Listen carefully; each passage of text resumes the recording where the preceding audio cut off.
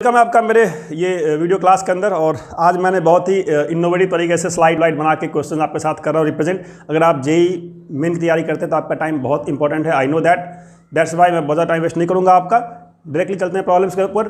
और ये आईटी के वो प्रॉब्लम्स हैं जो पहले आ चुके हैं आईटी के अंदर। तो अगर आप खेलते कूदते उठते बैठते अगर आप इन क्वेश्चंस पे 5 मिनट 7 मिनट लगा लेंगे तो गारंटी है कि नए क्वेश्चंस के मॉडिफिकेशन को आप समझ जाएंगे, ठीक है। क्योंकि पर्पस वही है कि बहुत कम से कम टाइम में आपको कुछ ना कुछ मैं इन वीडियोज़ के थ्रू बूस्टअप कर दूँ आपके प्रोसेस को। ऐसा नहीं कि आपको सब कुछ यहीं सिखा दूंगा मैं, ठीक है। बट अगर आप 5 मिनट 7 मिनट लगाएंगे तो आपका प्रिपरेशन आई गारंटी बूस्टअप जरूर होगा, ठीक है। कॉन्फिडेंट आप ज़्यादा फील करेंगे, आप नए क्वेश्चंस से घबराएंगे नहीं, उनसे डरेंगे नहीं, ठीक है। तो क्या ये पुराना क्वेश्चन है? ग्रेटेस्ट इंटीजर फंक्शन यहाँ लगा हुआ है। ये जो आपका बॉक्स दिख रहे हैं आप, ये सिंपल बॉक्स नहीं है। This box stand for greatest integer function. ये प्रॉब्लम में मेंशन किया होता है, ठीक है, मेंशन किया होगा। यहाँ मैंने मेंशन नहीं किया है, बट जब आईटी में क्वेश्चन आएगा तो मेंशन होगा GIF, ठीक है, ग्रेटेस्ट इंटीजर फंक्शन। तो अगर ग्रेटेस्ट इंटीजर फंक्शन यहाँ से हटा दूँ फिर तो उसमें कुछ है ही नहीं। एक्स स्क्वायर का इंटीजर कोई भी कर लेगा, ठीक है। तो ग्रेटेस्ट इंटीजर डालते ही बच्चों को सदमा आता है, ठीक है ना। बच्चे मतलब कंफ्यूज ही हो जाते हैं, मतलब समझ ही नहीं पाते कैसे डील करना है। तो ग्रेटेस्ट इंटीजर फंक्शन का बहुत सिंपल सा मीनिंग है, ये सिर्फ आपको नंबर देगा। ग्रेटेस्ट इंटीजर फंक्शन का आउटपुट सिर्फ नंबर आता है, और नंबर भी कौन सा? इंटीजर। 0 आएगा या 1 आएगा या 2 आएगा या 3 आएगा। तो यहाँ जो लिखा हुआ है ये एक्स स्क्वायर का बॉक्स, ये वेरिएबल का जो आउटपुट है वो फाइनली नंबर में आना है। या तो 1 होगा या 2 होगा या 3 होगा या 4 होगा या 0 होगा या -1 होगा या -2 होगा। स्क्वायर है, निगेटिव तो होगा नहीं, ठीक है। तो बिल्कुल नहीं घबराना है। अगर आपने देखा कहीं पे बॉक्स लगा हुआ है तो फंडामेंटल क्या है? बॉक्स लगने का मतलब है वो आपका नंबर लिखा हुआ है। अब नंबर क्या लिखा हुआ है वो आप ऐसे नहीं बोल पाएंगे, आपको जानना पड़ेगा कि इनपुट क्या दे रहा हूं मैं। तो जब भी आपका बॉक्स का क्वेश्चन आए आप बिल्कुल इजीली आपको लेंगे, इसको क्या लेंगे इजीली कि ये नंबर लिखा हुआ है, मुझे इसको नंबर में करना कन्वर्ट। वो इंटीजर नंबर कौन सा नंबर है वो जानने के लिए थोड़ा सा मुझे ग्राफ करना पड़ेगा। तो ग्राफिकल अप्रोच बेस्ट अप्रोच होता है अगर आप ग्राफ ड्रॉ कर सकते हैं तो। और इस क्वेश्चन में ग्राफ ड्रॉ करना मुश्किल बिल्कुल भी नहीं, क्योंकि एक्स स्क्वायर लगा हुआ है, ठीक है।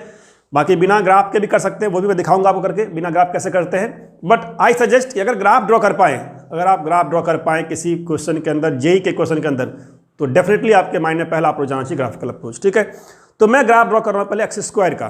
तो एक्स स्क्वायर का ग्राफ कैसा होता है ये आपको पता है पहले से, ऐसा नहीं कि मैं बताऊंगा तो आप सीखेंगे। तो x square graph you know कि पैराबोला होता है, ठीक है। ये ग्राफ हो गया पैराबोला, ठीक है। ये मैंने दिखा दिया। ये प्लेग्राउंड का ये लुकआउट है कि मैसेज जाना चाहिए आपके पास कि खेलते कूदते भी आप कुछ ना कुछ सीख जाएंगे, बढ़िया सीख जाएंगे, ठीक है। तो अब बच्चा भी सीख जाएगा ये। तो क्या है ये? एक्स स्क्वायर मैंने ड्रॉ कर दिया पैराबोला। अब ये पैराबोला एक्स स्क्वायर का अगर मैं देखूं 0 से लेकर 1.5 तक वेरिएशन कैसे वेरी कर रहा है, तो 0 पे तो 0 है ये, और 1.5 पे जो इसकी हाइट होगी, 1.5 पे इसकी हाइट अगर मैं आपसे पूछूं कितनी होगी, तो 1.5 पे आप हाइट आराम से बता देंगे कि सर इसकी हाइट 1.5 पे कितनी होगी पैराबोला की, कितनी होगी? 1.5 का स्क्वायर दैट इज 2.25। तो ये हाइट आपका हो गया 2.25 पैराबोला का, ठीक है। 2.25 यहाँ दिखा देता हूँ हाइट 2.25। इसका मतलब है जो ग्रेटेस्ट इंटीजर के बॉक्स के अंदर जो मेरा नंबर है वो कहाँ से कहाँ वेरी कर रहा है? वो वेरी कर रहा है 0 से लेकर के 2.25 तक। इसका मतलब ये हुआ कि जो बॉक्स के जो आउटपुट है उसमें नंबर क्या आने वाला है? तो आउटपुट में नंबर 0 आ सकता है, नंबर 1 आ सकता है, नंबर 2 भी आ सकता है। यही मैं कह रहा हूँ आपको कि जो इंटीजर फंक्शन है बिल्कुल नहीं घबराना है उसको देख करके। इंटीजर फंक्शन लिखा है मतलब नंबर लिखा हुआ है। अब वो नंबर क्या है? वो सस्पेंस है। वो सस्पेंस जानने के लिए आपको देखना पड़ेगा कि नंबर कहाँ से कहाँ वेरी कर रहा है। तो एक्स स्क्वायर कहाँ से कहाँ वेरी कर रहा है? 0 से 2.25 तक। अब 0 से लेकर के 2.25 में इसकी वैल्यू आउटपुट 1 भी हो सकती है, इसकी आउटपुट 2 भी हो सकती है, ठीक है। तो जानना पड़ेगा कि कहाँ से कहाँ मेरा इनपुट होगा कि मेरा आउटपुट 0 होगा, कहाँ से कहाँ मेरा इनपुट होगा कि आउटपुट मेरा 1 होगा, कहाँ से कहाँ मेरा इनपुट होगा कि आउटपुट मेरा 2 होगा। तो मैं दिखाता हूँ आपको यहाँ पे। अगर मैं पता लगाना चाहूँ कहाँ कहाँ पे ये इंटीजर है, क्योंकि जहाँ जहाँ पे इंटीजर ये पता अगर लग गया तो वहीं से मेरा बन जाएगा इंटरवल। तो एक्स स्क्वायर की वैल्यू कहाँ कहाँ पे होती है इंटीजर? तो एक्स स्क्वायर इंटीजर तो एक 1, एक्स इक्वल टू 1 पे होगा, ठीक है। एक्स स्क्वायर इंटीजर 2 कहाँ पे होगा? एक्स इक्वल टू +-1, बट यहाँ पे हमें देखना राइट में ही है तो लेफ्ट मैंने छोड़ दिया है। तो ये क्या हो जाएगा, √2 हो जाएगा। और x² अगर मैं देखूं इंटीजर 3 कब होगा, 3 तो यहाँ हो ही नहीं रहा है क्योंकि यहाँ पे जाना है कहाँ से कहाँ तक, 0 से 1.5। तो 0 से 1.5 में जो मेरा पैराबोला का हाइट है वो 0 से 2.25 तक है। तो 1 पे एक इंटीजर है, 1 पे क्या है, इसकी वैल्यू 1 है, ठीक है, ये हाइट आपका 1 हो गया। फिर आपका हाइट 2 कब होगा, तो 2 हाइट कब होगा, बहुत सिंपल है, √2 पे हाइट होगा 2। तो ये आपने ग्राफ ड्रॉ कर लिया, ग्राफ देख लिया आपने कि 1 पे इसकी वैल्यू 1 है, √2 पे इसकी वैल्यू 2 है, और √2 के आगे 1.5 पे इसकी वैल्यू कितनी है, 2.25 है। अब क्या करना आपको, आपको पता है कि 0 से 1 तक का जो फ्लोर वैल्यू है, बॉक्स वैल्यू कितना होगा, 0 होगा। तो ये जो ग्राफ है आपका 0 से लेकर के 1 तक आउटपुट हो गया 0, मतलब ये फ्लोर नीचे गिर गया, जो ऐसे पैराबोला ऊपर जा रहा था ना 0 से 1, वो नीचे गिर के 0 पे आ गया। फिर ये 1 से लेके 2 तक का जो पैराबोला आपका है, जब ये गिरेगा तो ये कहाँ गिरेगा, ये बनाएगा फ्लोर, फर्स्ट फ्लोर बनाएगा, ये फर्स्ट फ्लोर, फ्लोर 1।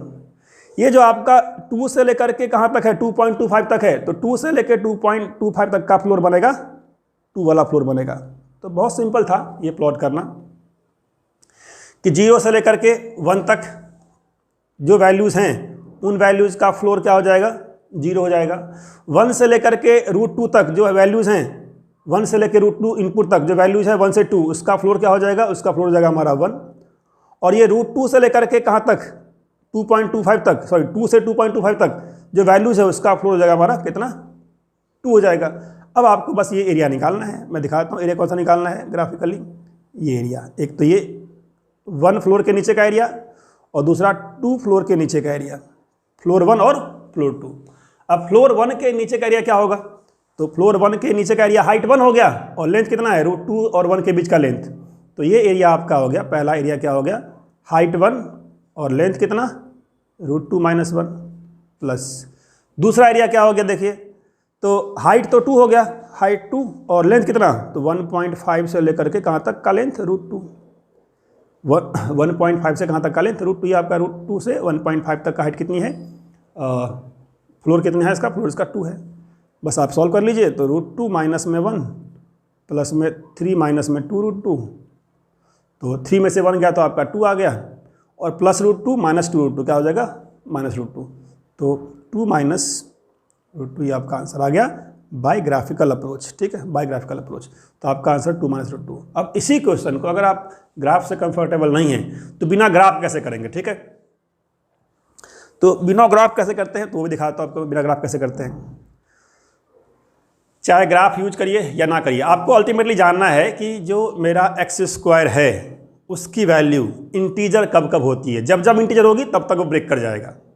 x² जब जब इंटीजर होगा तब तक वो ब्रेक करेगा, क्योंकि ये प्रॉपर्टी है, ग्रेटेस्ट इंटीजर की वैल्यू क्या होती है, 0 से 1 तक रहेगी 0, जैसे उसको 1 मिलेगा वो पहुंच जाएगा 1 पे। अब 1 से लेकर के 1.99 तक रहता है 1, जैसे ही 1.99 से 2 पे जाएगा उसकी हाइट हो जाएगी 2। तो जो ग्रेटेस्ट इंटीजर फंक्शन है वो कैसे वेरी करता है, तो जैसे ही उसको मिलता है इंटीजर, उसकी वैल्यू हो जाती है इंटीजर, उससे पहले वो नीचे रहता है, ठीक है। तो क्या करना है आपको,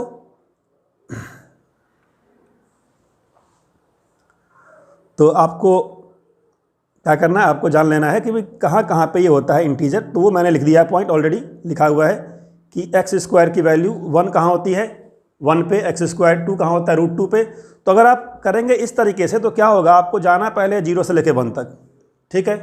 और 0 से 1 के लिए x² की वैल्यू वेरी करेगी कैसे, 0 से लेकर 1 तक उसका बॉक्स 0 होगा। फिर आप जाएंगे 1 से कहाँ तक, √2 तक। 1 पे x² 1 है, √2 पे x² 2 है, तो 1 से लेकर के 2 तक x² कैसे वेरी कर रहा है, 1 से वेरी कर रहा है 2 तक। और 1 से लेकर के 2 तक किसी भी पॉइंट का जो फ्लोर है वो क्या होगा, 1 होगा। तो 1 से √2 तक आपका 1 हो गया, 1 प्लस फिर आपको आ गया √2 से कहाँ तक, 1.5 तक, ठीक है। √2 पे 2 है और 1.5 पे 2.25 है, तो 2 से लेकर के 2.25 x² वेरी कर रहा है, तो x² के बाहर नंबर का निकलेगा, तो नंबर निकलेगा 2, नंबर निकलेगा 2, ठीक है। तो आपने x² बॉक्स के अंदर जो नंबर छुपा हुआ था 0 से 1, 1 से लेकर के 2, 2 से लेकर के 2.25, उसको अलग अलग इंटरवल में निकाल दिया। अब ये आंसर निकालना मुश्किल बिल्कुल भी नहीं है, आसानी से आप यहाँ से निकाल लीजिए। देखिए क्या यहाँ से आ गया, आपका आ गया ये पहला तो खत्म हो गया, 0 हो गया। दूसरा ये आपका 1 का हो गया सिंपल x, 1 का सिंपल x, x कहाँ से कहाँ तक, x आपका 1 से √2 तक, प्लस दूसरा क्या है 2x, 2dx है ना, dx यहाँ पे dx लगा हुआ है, ये dx यहाँ होगा, यहाँ भी dx होगा, ठीक है।